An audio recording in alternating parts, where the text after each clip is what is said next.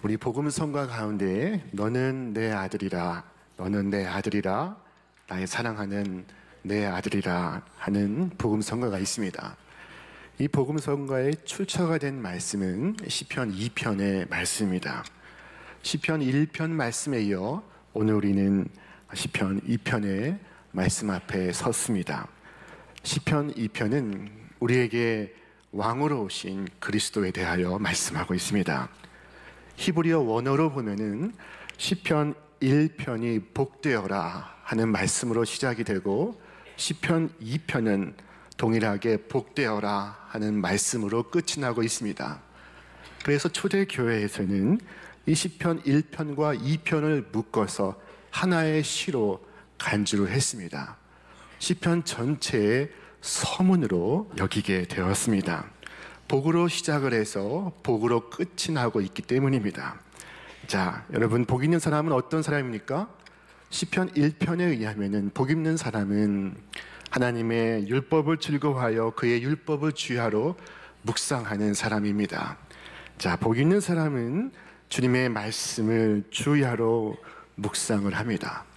자, 그렇다면 복 있는 사회는 어떤 사회일까요? 복 있는 사회는 하나님의 말씀이 통치 원리로 실현되는 사회입니다. 시편 1편은 개인이 어떻게 복 있는 사람이 될 것인가에 대하여 말씀을 하고 시편 2편은 한 사회가 혹은 한 나라가 어떻게 복 있는 나라가 될 것인가에 대하여 우리에게 말씀하고 있습니다. 복 있는 사회는 하나님 말씀이 통치 원리로 작동이 되는 사회입니다. 자, 그런데 이 시편 2편의 말씀은 어찌하여 라는 말씀으로 시작되고 있습니다. 어찌하여 뭇 나라가 술렁거리며 어찌하여 뭇 민족이 헛된 일을 꾸미는가? 어찌하여 세상의 임금들이 전선을 펼치고 어찌하여 통치자들이 음모를 함께 꾸며 주님을 거역하고 주님과 그의 기름 부음 받은 이를 거역하면서 이르기를 이 족쇄를 벗어 던지자, 이 사슬을 끊어 버리자 하는가? 이 두 구절 말씀 속에 어찌하여라는 말씀이 4번이나 등장하고 있습니다. 세상의 왕들이 술렁거리며 하나님을 향하여 음모를 꾸미고 있습니다. 나라와 민족들이 분노하며 헛된 일을 계획하고 있습니다. 하나님의 통치를 벗어 던지려고 합니다. 그들은 우리가 그 맨 것을 끊고 그 결박을 벗어버리자라고 외칩니다. 그 맨 것과 결박이란 무엇을 말하는 것일까요? 그 맨 것과 그 결박이란 하나님의 법, 하나님의 말씀을 가리키는 것입니다. 세상의 왕들이 하나님의 법을 구속으로 생각하고 있습니다. 하나님의 법을 즐거워하지 않고 오히려 자신들을 속박하는 족쇄로 여기고 있습니다. 부담스럽고 껄끄럽게 판단하고 있습니다. 그래서 그것을 벗어 던지자고, 그것을 끊어버리자고 말하고 있습니다. 어떤 사람이 운전을 하면서 가고 있었습니다. 그런데 운전하다 보니까 자꾸만 신호등에 걸리는 것입니다. 그는 이거 참 귀찮구만. 자꾸만 신호등이 나오네. 이게 뭐야? 그냥 지나쳐 가야지 라고 생각하고 지나친다면 어떻게 되겠습니까? 하나님의 법은 우리를 보호합니다. 우리를 억압하는 것이 아닙니다. 그러나 반역적인 사람, 죄악에 빠진 사람, 어둠에 빠진 세상은 하나님의 법을 즐거워할 수가 없습니다. 그들은 하나님의 법을 향해 말합니다. 우리가 그것을 깨트려 버리자, 그것을 끊어버리자, 그것을 부수어버리자. 이 증상이 바로 타락한 시대의 징후입니다. 민족과 나라들과 정부들이 하나님의 주권의 반기를 들었을 뿐만 아니라 하나님께서 기름 부어 세우신 자를 반역합니다.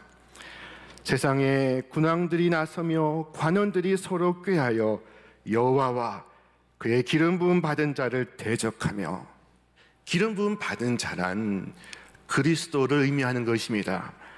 그리스도는 곧 왕입니다. 이스라엘은 왕을 세울 때 그의 머리에 기름을 부어 세웠습니다. 하나님께서는 말씀하셨습니다. 내가 나의 왕을 내 거룩한 산 시온에 세웠다 하시리로다. 자, 예수는 그리스도시요 왕이십니다. 만왕의 왕이십니다. 자, 그러나 세상은 하나님이 세우시는 왕 그리스도를 대적했습니다. 사도행전에서 베드로가 이 시편 2편의 말씀을 암송하면서 이와 같은 놀라운 설교를 하기 시작했습니다. 주님께서는 주님의 종인 우리의 조상 다윗의 입을 빌어서 성령으로 이렇게 말씀을 하셨습니다. 어찌하여 이방 민족이 날뛰며 뭇 백성이 헛된 일을 꾀하였는가? 세상 임금들이 들고 일어나고 통치자들이 함께 모여서 주님과 그의 메시아에게 대적하였다. 사실 헤롯과 본디오 빌라도가 이방 사람들과 이스라엘 백성과 한패가 되어 이 성에 모여서 주님께서 기름 부으신 거룩한 종 예수를 대적하여 주님의 권능과 뜻으로 미리 정하여 두신 일들을 모두 행하였습니다. 여러분, 헤롯과 본디오 빌라도가 백성의 유력한 이들과 함께 한패가 되어 성에 모여 주께서 기름 부으신 거룩한 종 예수를 대적하고 있었습니다. 이와 같은 반역에 대한 하나님의 반응은 무엇일까요? 하나님의 반응은 웃음이었습니다. 이 웃음은 기뻐서 웃는 웃음이 아니었습니다. 어이가 없어서 웃으신 웃음이었습니다. 성경은 이어서 말씀합니다. 하늘 보좌에 앉으신 이가 웃으신다. 네, 주님께서 그들을 비웃으신다. 우리는 언제 웃습니까? 이 성립되기 어려운 상황에, 조화되기 어려운 상황에 우리는 웃습니다. 예를 들어 제가 컵에 물을 마시고 이 컵을 테이블 위에 올려놓으면 아무도 웃지 않습니다. 그러나 제가 물을 마시고 이 컵을 제 머리 위에 올려놓으면 여러분 아마 웃으실 것입니다. 근엄한 목사님이 강단에서 설교를 하시면 웃음이 나오지 않습니다. 웃지 않으실 것입니다. 그러나 그 근엄한 목사님이 강단에서 발을 헛디뎌 엉성하게 넘어지시면 아마 여러분 중 많은 분들이 웃으실 것입니다. 웃음은 성립되기 어려울 때, 조화될 수 없을 때 나오는 것입니다. 여러분, 이처럼 우리가 하나님을 웃게 만들 수가 있습니다. 하나님을 웃게 하는 방법이 우리에게 있습니다. 그것은 우리가 절대라는 말을 쓸 때 하나님은 웃으십니다. 여러분, 이 절대로라는 말은 하나님께 드려지는 언어입니다. 사람에게 쓰여질 언어가 아닙니다. 제 아들이 어려서 나는 엄마랑 결혼할 거야. 절대로 다른 여자를 안 만날 거야. 라고 말했을 때 우리 부부는 웃었습니다. 자, 우리도 하나님을 웃게 할 수 있습니다. 하나님, 요즘 우울하시죠? 제가 하나님을 웃게 하겠습니다. 하나님, 저는 절대로 나이 들지 않겠습니다. 저는 절대로 죽지 않겠습니다. 이 절대로라는 말을 사용하면 하나님은 절대로 웃으십니다. 하나님의 기름 부은 자를 대항하는 세상의 왕들에 대하여 보좌에 앉으신 분이 웃고 계셨습니다. 하나님은 그저 웃으실 뿐 다른 행동을 취하실 필요가 없었습니다. 그들이 생각하고 그들이 계획하는 것이 다 헛된 것이요 허사이기 때문이었습니다. 우리를 묶는 쇠 사슬을 끊어버리자, 우리를 동여맨 결박을 벗어버리자 라고 하는 인간의 오만에 대하여, 무모함에 대하여 하나님은 그저 웃고 계셨습니다. 자, 여러분 생각해 보십시오. 사람이 만든 레이저가 아무리 강한 광선인들, 그것이 하나님이 지으신 태양 광선보다 강할 수가 있겠습니까? 사람이 이룬 군대가 아무리 막강한들 그것이 천지의 조화와 계절의 변화를 당해낼 수가 있겠습니까? 우리는 물론 비행기를 타고 하늘을 날 수가 있습니다. 자, 그러나 그것은 잠시 그럴 수 있을 뿐입니다. 결국은 땅으로 내려와야 합니다. 흙으로 돌아가야 합니다. 세상의 최종 권한은, 최고의 권한은 하나님의 법에 있습니다. 오늘 여러 통치자들과 임금들이 있습니다. 미국의 대통령이 있고 중국의 주석이 있고 일본의 수상이 있습니다. 그러나 그럼에도 불구하고 그들의 권한조차 하나님의 법 밖에 있을 수가 없습니다. 이 땅에 그리스도의 복음이 처음 전파되는 첫 300년 동안 말할 수 없는 이 로마의 핍박이 있었습니다. 이 로마 황제의 핍박 가운데 디오클레티아누스의 핍박은 거의 최고조에 이르는 것이었습니다. 이 디오클레티안 혹은 디오클레티아누스 황제는 로마에서 기독교를 핍박한 10명의 황제 가운데 최고의 황제였습니다. 그의 핍박은 너무나 가혹해서 초대교회는 그를 적 그리스도라고 생각을 했습니다. 이 황제는 313년까지 살면서 통치를 했습니다. 그는 교회의 문을 폐쇄하고 성경을 태워버리고 모든 그리스도인들의 모임을 금지시킨 후에 이와 같이 말했습니다. 이제 기독교의 이름은 이 땅에서 영원히 사라졌다. 자, 그는 자신의 목욕탕을 지으며 1만 명의 그리스도인들을 체포하여 노예로 일을 시키고 그리고 한 자리에서 다 죽였습니다. 그리고 그는 죽었고 그가 죽던 바로 그해 밀라노 칙령에 의하여 기독교가 공인되게 되었습니다. 그가 지은 목욕탕은 교회로 바뀌었습니다. 이제 기독교는 영원히 이 땅에서 사라졌다라고 말할 때 하늘 보좌에 앉으시니가 그것을 보고 어떻게 여기셨을까요?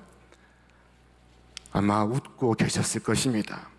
헤롯과 본디오 빌라도가 이방 사람들과 백성들이 한 패가 되어서 주님께서 기름 부으신 메시아를 대적했습니다. 그러나 성경은 말씀합니다. 그런즉 이스라엘 온 집은 확실히 알지니 너희가 십자가에 못 박은 이 예수를 하나님이 세상의 주와 그리스도가 되게 하셨느니라. 자, 또한 로마는 그리스도인들을 박해하고 핍박했습니다. 그러나 성경은 분명히 말씀합니다. 누가 우리를 그리스도의 사랑에서 끊으리요? 환난이나 곤고나 박해나 기근이나 적신이나 위험이나 칼이라. 기록된 바 우리가 종일 주를 위하여 죽임을 당하게 되며 도살당하 양같이 여김을 받았나이다. 함과 같으니라. 그러나 이 모든 일에 우리를 사랑하신 이로 말미암아 우리가 넉넉히 이기느니라. 오늘도 세상은 소란스럽습니다. 세상의 왕들과 세상의 임금들은 끊임없이 그리스도를 반역합니다. 세상의 철학과 세상의 사조는 끊임없이 하나님의 통치를 거스르고 있습니다. 자, 그러나 하늘의 하나님께서 내려다 보시고 웃으십니다. 그들이 허사를 경영하고 있기 때문입니다. 그들의 수고는 헛수고로 끝나게 될 것입니다. 세상의 왕도 세상의 법도 사라질 것입니다.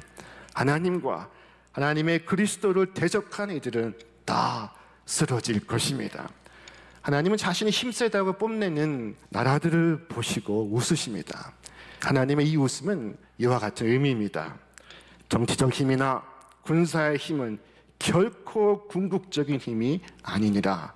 그것은 들의 풀과 같고 들판의 꽃과도 같다. 오늘은 피지만 내일은 치고 지금은 다스리지만 내일은 왕좌에서 끌어내려질 것이다.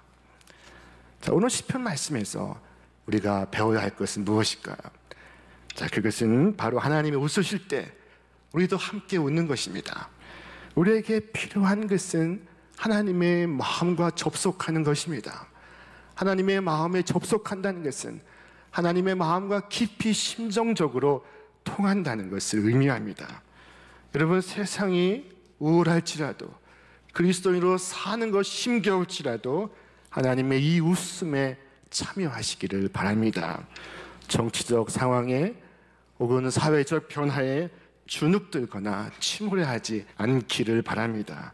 세상을 바라보시고 넉넉히 웃으시기를 바랍니다. 다니엘과 그의 세 친구는 하나님의 웃음에 참여했던 좋은 사례입니다. 느부갓네살 왕이 하나님을 대항하며 자신을 높이기로 작정을 했습니다. 그리고 천하의 명을 내렸습니다. 금으로 된 거대한 신상을 만들라. 높이는 27m, 너비는 2m 70으로 하라. 나의 제국에 속한 모든 왕들과 신하들은 신상 제막식에 참석하여 그 앞에 엎드려 경배하도록 하라. 모든 백성들도 한 가지로 나와서 신상에 엎드려 절하도록 하라. 그러나 모든 사람들이 신상에 나와 절할 때 유대 청년 사드락과 메삭과 아벳느고는 절하지 않고 있었습니다. 자, 이 사실이 느부갓네살 왕을 분노케 했습니다. 왕은 이 세 명을 호출했습니다. 그리고 누가 세상의 주인가를 보여주기로 결심했습니다. 왕이 그들에게 말합니다. 엎드려 절하라. 아니하면 맹렬한 불구덩이 속에 던져질 것이다. 그러나 이 세 명은 불구덩이에 던져질 것을 선택합니다. 여기서 그들이 불 속에 던져지기 전 그 직전에 왕에게 했던 말을 함께 들어보도록 하겠습니다. 왕이여, 우리가 섬기는 하나님이 계시다면 우리를 맹렬히 타는 풀무불 가운데서 능히 건져내시겠고 왕의 손에서도 건져내시리이다. 그렇게 하지 아니하실지라도 왕이여, 우리가 왕의 신들을 섬기지도 아니하고 왕이 세우신 금 신상에게 절하지도 아니할 줄을 아옵소서. 이 다니엘과 그의 세 친구는 누가 세상을 다스리는지, 누가 인간의 영원한 생명을 주관하는지 그들은 잘 알고 있었습니다. 그들은 하나님의 관점에서 느부갓네살 왕의 정치 행위를 비웃었습니다. 그리고 하나님의 웃음에 동참하였습니다. 이 세 친구는 느부갓네살 왕 앞에서 하나님이 지금 당신을 내려다보시고 웃으십니다 라고 말했습니다. 느부갓네살 왕이여, 제발 지혜로워지십시오. 경고를 귀담아 들으십시오. 경계를 받으십시오. 두려움으로 하나님을 섬기십시오. 떨림으로 그분의 발 앞에 입 맞추십시오. 그렇지 아니하면 그분의 진노가 내려질 것입니다. 당신은 길 위에서 망하게 될 것입니다 라고 말했습니다. 자, 이것은 느부갓네살 왕에게만 하는 말은 아닙니다. 오늘 이 세상을 향하여 주시는 하나님의 말씀입니다. 바벨탑을 쌓아 올라가는 인간을 향하여 하나님은 웃으십니다. 여러분, 세상의 거대한 권력에 웃을 뿐만 아니라 이 세상의 고난 속에서도 웃을 수 있는 것은 오직 하나님 백성만의 특권입니다. 세상의 왕들도 웃을 수는 있습니다. 그러나 마지막 웃음은 하나님의 웃음입니다. 하나님의 웃음이야말로 최종적인 웃음입니다. 하나님은 이 세상의 모든 일들을 최종적으로 결정하시기 때문입니다. 하나님 웃으실 때 여러분도 웃으시기를 바랍니다. 하나님의 주권과 하나님의 통치를 믿는 사람은 웃을 수 있습니다. 다윗은 그 어린 나이에도 늑대와 사자 앞에서 웃고 있었습니다. 그들 앞에서도 여유 있는 식사를 즐겼습니다. 그는 고백하며 말했습니다. 내가 사망의 음침한 골짜기로 다닐지라도 해를 두려워하지 않을 것은 주께서 나와 함께 하심이라. 주의 지팡이와 막대기가 나를 안위하시나이다. 주께서 내 원수의 목전에서 내게 상을 차려주시고 기름을 내 머리에 부으셨으니 내 잔이 넘치나이다. 여러분, 어떤 상황 속에서도 하나님의 왕되심을 믿는 사람은 웃을 수 있습니다. 하나님은 오늘 이 땅 위에 당신의 왕을 세우셨습니다. 하나님은 기어코 당신의 뜻을 이루십니다. 하나님은 예수 그리스도를 왕으로 세우시고 당신의 왕에게 말씀을 하셨습니다. 내게 구하라. 내가 이방 나라를 네 유업으로 주리니 네 소유가 땅 끝까지 이르리로다. 네가 철장으로 그들을 깨트리며 질그릇같이 부수리라. 자, 여러분, 세상의 군왕들이 하나님의 세우신 왕에게 대적한다면 그들은 땅에 던져진 질그릇처럼 산산조각이 날 것입니다. 하나님은 로마 황제들을 비우셨고 그들을 철장으로 깨뜨리셨습니다. 기독교를 핍박했던 로마의 황제 가운데 자신의 아들에게 피살된 사람이 한 명, 장님이 된 사람이 한 명, 눈알이 튀어나온 사람이 한 명, 악취가 나는 질병으로 사망한 사람이 한 명, 익사한 사람이 한 명, 교수형 당한 사람이 한 명, 스스로 목숨을 끊은 사람이 3명. 그중 가운데 네로 황제는 자기 손으로 자신을 찌르지 못해 타인의 도움을 받았습니다. 포로가 된 사람이 2명, 전사한 사람이 8명, 암살당한 사람이 5명이었습니다. 그러므로 세상의 왕들은 깨닫고 지혜를 얻어야 합니다. 주께서 말씀하십니다. 우리 함께 읽겠습니다. 그런즉 군왕들아 너희는 지혜를 얻으며 세상의 재판관들아 너희는 교훈을 받을지어다. 여호와를 경외함으로 섬기고 떨며 즐거워할지어다. 여호와 하나님을 경외함으로 섬기라고 말씀하십니다. 자, 어떤 태도로 섬겨야 하는 것일까요?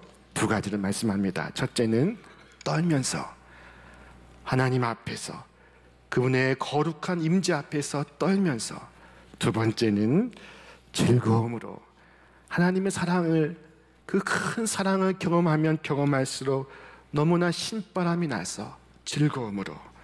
자, 첫째는 떨면서, 그러나 2번째는 즐거움으로 하나님을 섬기는 것입니다. 이미 결론은 나와 있습니다. 우리 말씀 같이 읽겠습니다.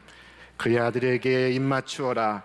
그렇지 않으면 그가 진노하실 것이니 너희가 걸어가는 그 길에서 망할 것이다. 그의 진노하심이 지체 없이 너에게 이를 것이다. 주님께로 피신하는 사람은 모두 복을 받을 것이다. 자, 하나님을 경외함으로 섬기고 즐거움으로 그의 아들에게 입맞추시기를 바랍니다. 그래야 날마다 하나님의 구원의 은총을 누리며 살아가시기를 바랍니다. 왕에게 입맞추는 것은 충성의 의미를 담는 것입니다. 왕 앞에 나아가면 엎드려 왕의 발 앞에 입맞춥니다. 하나님의 아들이신 예수 그리스도, 그분이 역사의 주이시며 만왕의 왕이시며 내 삶의 주인이심을 믿는다면 우리는 그 앞에 엎드려 그 발 앞에 입맞출 수가 있습니다. 주님, 나는 나의 그리스도를 사랑할 뿐만 아니라 나의 왕이신 그리스도 앞에 나의 충성을 맹세합니다.